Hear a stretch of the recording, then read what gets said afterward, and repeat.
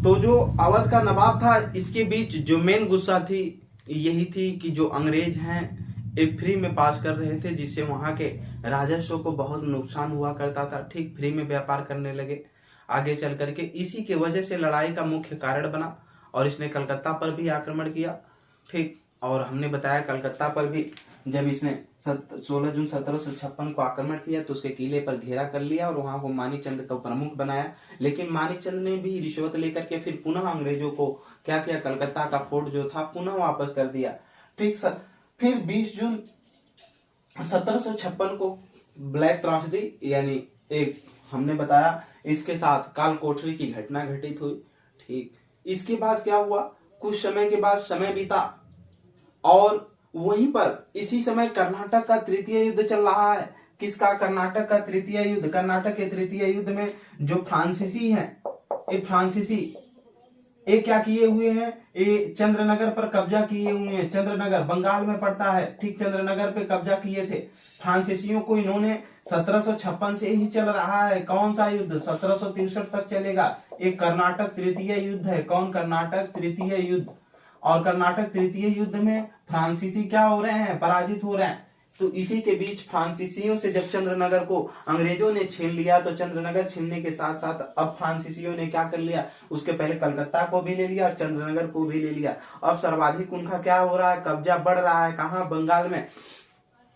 इसी के कर्नाटक के तृतीय युद्ध के समय जब फ्रांसीसियों ने चंद्रनगर पर भी कब्जा कर लिया, फिर उन्हें जो अलीनगर था, कलकत्ता का नाम बदल करके सिराजुद्दौला था, वो भी मिल गया। लास्ट में मजबूरन फ्रांसीसियों ने भी सिराजुद्दौला का साथ नहीं दिया अंग्रेजों के खिलाफ। अब मजबूरन सिराजुद्दौला को फरवरी 1757 ईस्वी में अलीनगर की संधि करनी पड़ी। अलीनगर का मतलब कोलकाता। अलीनगर की संधि करनी पड़ी। अलीनगर की संधि करनी पड़ी। अलीनगर की संधि में अंग्रेजों ने क्या किया, रॉबर्ट क्लाइव और सिराजुद्दौला के बीच हुआ था। उस समय जो बंगाल का गवर्नर था अंग्रेजी, वो रॉबर्ट क्लाइव था। उसी के बीच अलीनगर की संधि हुई और अवध के जो बंगाल के नवाब थे सिराजुद्दौला, इनके बीच हुआ। इसमें कहा गया अलीनगर की संधि में कि जो अंग्रेज हैं उनको जो मुगलों के द्वारा दिए गए अधिकार हैं वो रहेंगे, यानी फ्री पास वाला वो अधिकार रहेंगे। फिर दूसरी बात कही गई कि फ्री पास के तहत जो व्यापार किया जा रहा है, अंग्रेजों का कोई भी सामान भारत में आता है या यहां से जाता है तो उस पर किसी भी प्रकार का टैक्स नहीं लगेगा बंगाल में। ठीक, फिर इसके बाद इन्होंने कहा कि जो नवाब लूटे हैं आक्रमण करके कलकत्ता के किले का और भी चीजों को, वो अंग्रेजों को सौंप देंगे। अंग्रेज सोचिए हर चीज अपना ही करवा रहे हैं। फिर अंग्रेजों ने कहा कि जो नवाब ने लूटा है उसको वापस करेंगे। दूसरी चीज उन्होंने कहा कि हमको सिक्के ढालने की अनुमति चाहिए और हम अब नवाब की तरफ से कहा गया कि आप हमसे बिना पूछे अब कलकत्ता में हमारे घर के अंदर, मतलब कलकत्ता के अंदर आप कभी भी किले का घेराव नहीं करेंगे, किले की किलाबंदी नहीं कर सकते। ठीक, ऐसा अलीनगर की संधि में समझौता हुआ। लेकिन अंग्रेज मानने वाले कहां थे, वो तो अपने वाले ही करेंगे। फिर समय आ गया 23 जून 1757 का हुआ प्लासी का युद्ध। ठीक, प्लासी कहां पड़ता है कभी कभी पूछ लिया जाता है, तो ये बंगाल में ही पड़ता है। ठीक, हुआ प्लासी का युद्ध 23 जून 1757 ईस्वी। ठीक, दो लोगों के बीच हुआ युद्ध। एक तो कौन था? सिराजुद्दौला। ठीक, कहां का नवाब? सिराजुद्दौला, बंगाल का नवाब। ठीक, और दूसरा था, इसमें लिख लेंगे रॉबर्ट क्लाइव। Robert Clive. अब सिराजुद्दौला के 4 सेनापति थे। ठीक, जिसमें से एक मीर लिखेंगे, मीर मदान था। मोहनलाल ये इसके तरफ से तो लड़े, लेकिन इसी के और 2 सेनापति थे। ठीक, कौन? मीर जाफर और इसके बाद राय दुर्लभ। ये क्या हुए? अंग्रेजों से रिश्वत लेकर के इधर आ गए। रॉबर्ट क्लाइव ने उनको बुलवाया और संदेश भिजवाया और वो सब आए तो इन्होंने, अंग्रेजों ने दिमाग लगाकर इनसे कह दिया कि सेनापति आप हैं, जब युद्ध के मैदान में खड़े होंगे तो युद्ध के मैदान में जब आप खड़े होंगे तो आप, जब युद्ध स्टार्ट हो जाएगा तो जब नवाब हमसे लड़ेंगे तो आप सेना को आदेश ही मत दीजिएगा लड़ने का, इन्होंने कहा। और मीर जाफर अगला क्या बनना चाहता था, बंगाल का नवाब बनना चाहता था, इसलिए इन्होंने कहा कि नवाब हम आपको बना देंगे, लेकिन आपको हमारी ये बात माननी होगी। अंग्रेज चाहते भी ऐसा थे कि हमारे द्वारा ऐसा नवाब बनाया जाए कि जैसा हम कहें वैसा ही हो। यानी अगर हम चाहते हैं कि हमारा बंगाल पूरा हो जाए, बंगाल में क्या क्या होना चाहिए वो हमारे अनुसार चले, ऐसा हमको नवाब चाहिए। मीर जाफर ने इस बात को मान लिया और मीर जाफर और राय दुर्लभ ने रॉबर्ट क्लाइव का साथ दे दिया, अंग्रेजों का साथ दे दिया। सिराजुद्दौला की तरफ से मीर मदान और मोहनलाल लड़े लेकिन मार दिए गए। फिर पहले दिन जब युद्ध स्थगित हो गया तो सिराजुद्दौला वापस जा रहा था, उसी में इसकी सेना बढ़ गई थी, आगे पीछे बढ़ गई थी, जा रही थी। तभी ये जो इसके विपरीत हो गए थे, विपक्ष में हो गए थे, इन्होंने रॉबर्ट क्लाइव अंग्रेजों को ये बताया और बताने के बाद अंग्रेजों ने आक्रमण बोल दिया और नवाब वहां से जान बचा करके सिराजुद्दौला कहां भगा, मुर्शिदाबाद, जहां मीर जाफर का ही पुत्र इसकी हत्या कर दिया था। ठीक, मीर जाफर का ही पुत्र मुर्शिदाबाद में किसकी हत्या कर दिया, सिराजुद्दौला की हत्या कर दिया। ठीक, सिराजुद्दौला की हत्या होने के बाद ये प्लासी का युद्ध भारत में आगामी 200 सालों तक भारत में आगामी अंग्रेजों के राज करने के लिए एक रास्ता का क्या कर दिया, खुलासा कर दिया, यानी एक रास्ता प्रदान कर दिया। कौन, प्लासी का युद्ध माना जाता है। ठीक, जो इसके बाद आप यही देखेंगे एक बेदरा का युद्ध हुआ। बेदरा के युद्ध में डच भी पराजित होकर चले गए थे। फिर ठीक, अब फ्रांसीसी, हमने बताया 1760 में, कब, 1760 में वांडीवास का युद्ध, वांडीवास के युद्ध में कौन पराजित हो जाते हैं, फ्रांसीसी पराजित हो जाते हैं। और फ्रांसीसी जब पराजित हो जाते हैं, वही सबसे बड़ी क्या थी, व्यापारिक शक्ति भी थी ब्रिटिशर से लड़ने के लिए। और जब ये पराजित होते हैं तो फिर फ्रांसीसियों की शक्ति खत्म हो जाती है, क्षीण हो जाती है, फ्रांसीसी खत्म ही हो जाते हैं भारत से। पूरे भारत पे, संपूर्ण भारत पे एकाधिकार, व्यापारिक एकाधिकार, यानी व्यापार करने के लिए पूरा एकाधिकार जो प्राप्त है किसको है, ब्रिटिश ईस्ट इंडिया कंपनी, केवल अंग्रेजों को है। फिर इसके बाद 1761 में आप देखे होंगे कि 1761 में पानीपत का तृतीय युद्ध होता है। पानीपत का तृतीय युद्ध, ठीक, पानीपत का तृतीय युद्ध। अब बचे ही कौन थे, किनके बीच, ठीक, अब ध्यान से सुनिएगा। पानीपत के तृतीय, ऊपर सिख बचे हुए हैं। फिर इसके बाद दिल्ली में मुगल कमजोर हो ही चुके हैं, शाह आलम द्वितीय हैं, कमजोर की स्थिति में बेचारे पड़े हुए हैं। ठीक, मुगल हैं, कमजोर हैं। ठीक, इसके बाद इधर नीचे की तरफ जब बढ़ेंगे तो अवध जो है सुजाउद्दौला वहां का जो नवाब है, ठीक, बाद में उसको भी आत्मसमर्पण करवा लेंगे अंग्रेज। फिर नीचे की तरफ मराठा बचे थे और उधर के उसके नीचे अगर जाएंगे तो मैसूर टिप्पू सुल्तान को भी अंग्रेजों ने किसी प्रकार से सहायक संधि स्वीकार ही करवा लिया लास्ट में चलते चलते। ठीक, अभी हम उसको आगे देखेंगे। लॉर्ड वेलेजली की जो सहायक संधि थी, कैसे इन्होंने, अंग्रेजों ने भारतीय राजाओं को गुमराह करके सहायक संधि स्वीकार करवा ली, इस चीज को भी देखेंगे। 1761 में पानीपत का तृतीय युद्ध हुआ जिसमें मराठाओं की बुरी तरीके से पराजय हुई। ठीक, मराठा शक्ति जो मुगलों के छीड़ होने के बाद, ठीक, एक किधर बढ़ना चाहते थे, दिल्ली की तरफ अपना झंडा गाड़ना चाहते थे और वो आगे की तरफ बढ़ना चाहते थे। दिल्ली पर ही अटैक करने के लिए आ रहा था अहमद शाह अब्दाली, जो रोहिला का एक सरदार हुआ करता था, नजमुद्दौला। ठीक, रोहिला के सरदार ने उसको निमंत्रण दिया था आक्रमण करके कि दिल्ली पे आप आक्रमण करिए, और दिल्ली आप, वो सोचता था कि दिल्ली पे आक्रमण करके लूट करके चला जाएगा, कौन, अहमद शाह अब्दाली। ठीक, वो शासन नहीं करेगा, शासन हमारा हो जाएगा, रोहिला के सरदार की ऐसी सोच थी। लेकिन जब वो आक्रमण करने के लिए आया तो उसने, जब अहमद शाह अब्दाली आया तो उसी समय इधर से उसको रोकने हेतु मराठा निकल करके जाते हैं और मराठा बुरी तरीके से 1761 में पानीपत के तृतीय युद्ध में क्या होते हैं, पराजित होते हैं। ठीक, अब अंग्रेजों की शक्तियों का और विस्तार होता है क्योंकि मराठा दो ही जगह जाने वाले थे, एक तो बंगाल की तरफ कब्जा इनका होना चाहते थे, या दूसरा दिल्ली पे अपना झंडा लगाना चाहते थे। लेकिन अंग्रेजों ने पानीपत के तृतीय युद्ध में इनको बुरी तरीके से परास्त किया है। ठीक, अब इनकी सेना एकदम कमजोर हो चुकी है।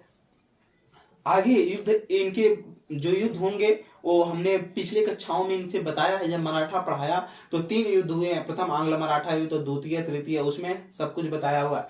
आगे की तरफ फिर हम देखेंगे समय बीता, फिर अगला नवाब इन्होंने मीर जाफर को बनाया। फिर मीर जाफर को हटाने के बाद फिर इन्होंने कुछ समय के बाद मीर जाफर को मारने के लिए दौड़ाया अंग्रेजों ने इसकी गलतियों से। फिर मीर जाफर ने भाग करके यहाँ से शरण लिया था सुजाउद्दौला के पास। फिर अगला जो नवाब बनता है वो बनता है मीर कासिम। ठीक, मीर कासिम।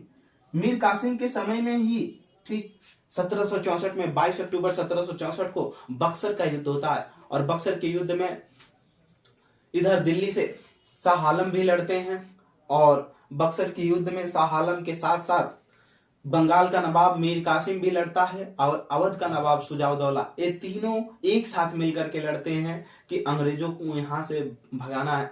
लेकिन उधर से जो सेना का नेतृत्व कर रहा था, सेना का नेतृत्व करने वाला अंग्रेजों में हेक्टर था, हेक्टर मुनरो। उसने बुरी तरीके से इन लोगों को पराजित किया जो भारतीय राजा थे, यानी मुगल बादशाह शाह आलम, उनको भी, और मीर कासिम जो बंगाल का नवाब हुआ करता था, अवध का नवाब जो हुआ करता था कौन, सुजाउद्दौला, इन तीनों को पराजित किया बक्सर के युद्ध में। और जब ये तीनों पराजित हुए तो अंग्रेजों की एक और दृढ़ता मिली कि अब बहुत बेहतरीन तरीके से पूरे भारत पे क्या किया जा सकता है, कब्जा किया जा सकता है। ठीक, क्यों? क्योंकि अब इनके जो प्रांत थे, ठीक, ध्यान से सुनिएगा, इनकी जो अब अंग्रेजों की जो सोच थी, ठीक,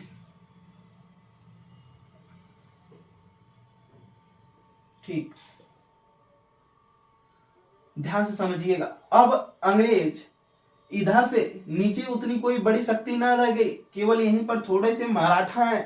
ठीक, अब इन्होंने बंगाल पे कब्जा कर लिया, इधर अवध के नवाब को कठपुतली बना लिया, दिल्ली के नवाब, दिल्ली को भी ऊपर की तरफ सतलज नदी के ऊपर बस कौन बचे थे? सिख बचे हुए थे। ठीक, अब धीरे धीरे इनका पूरे भारत की कब्जा की तरफ है, पूरा भारत ही इनका पूरा है अंग्रेजों का। सिखों में लाहौर की संधि कर लिए थे महाराजा रणजीत सिंह से 1846 में कि आप नीचे की तरफ सतलज नदी के दक्षिण की तरफ नहीं आएंगे, वो उत्तर ही रहेंगे।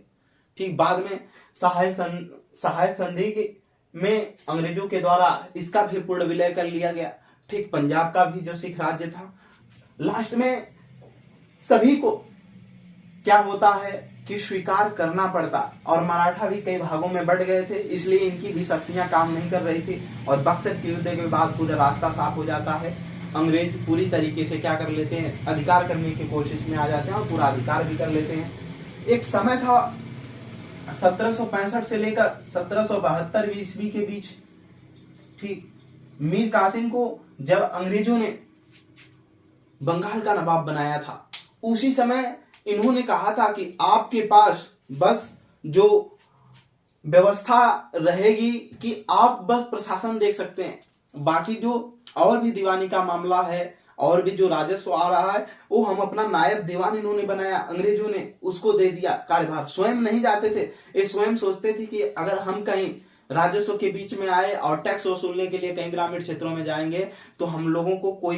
लगने पीट देगा, क्योंकि मुट्ठी भर लोग हैं, हम दूसरे के गांव में अगर राजस्व इकट्ठा करने जाएंगे तो हमको पीट देंगे। वो तो वहां के लोग कहेंगे कि हम पहले सिराजुद्दौला को टैक्स देते थे, मीर जाफर को देते थे, मीर कासिम को देते थे, आप कौन हो, हम आपको क्यों टैक्स दें।